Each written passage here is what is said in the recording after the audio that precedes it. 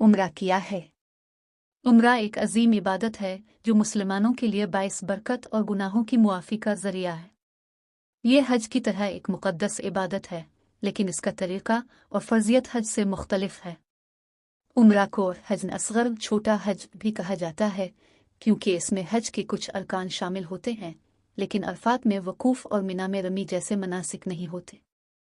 रसूल अल्लाह ने फरमाया, उम्रा दूसरे उम्रा तक दरमियान के गुनाहों का कफ़ारा बन जाता है और हज मबरूर का बदला सिर्फ जन्नत है।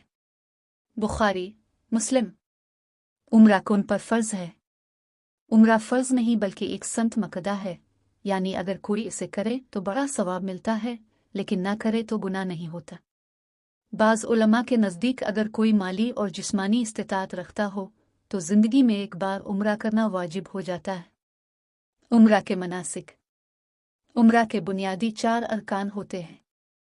1 एहराम बांधना, नियत करना, गुस्ल करना, मिकात पर पहुंचना और एहराम के मखसूस लिबास में दाखिल होना।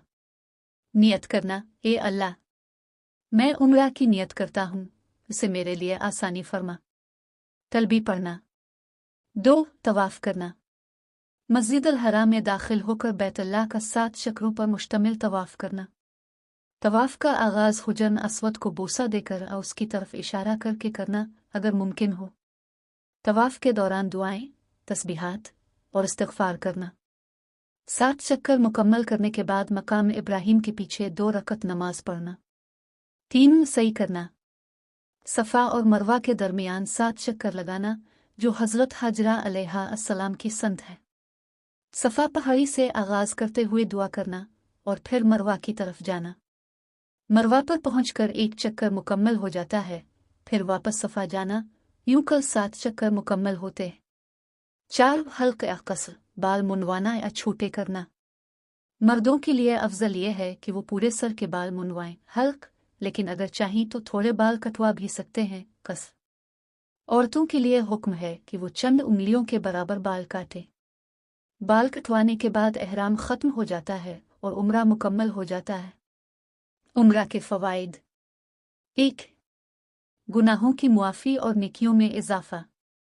2 रूहानी और जिस्मानी पाकीज़गी।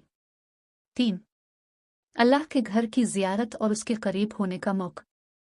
4 दुआ की कबूलियत और नेकियों में इज़ाफ़ा। उम्रा और हज में फ़र्क। उम्रा को जितना ज़्यादा किया जाए इतना ही ज़्यादा सवाब मिलता है, ख़ास तौर पर रमज़ान में किया गया उम्रा हज के बराबर सवाब रखता है।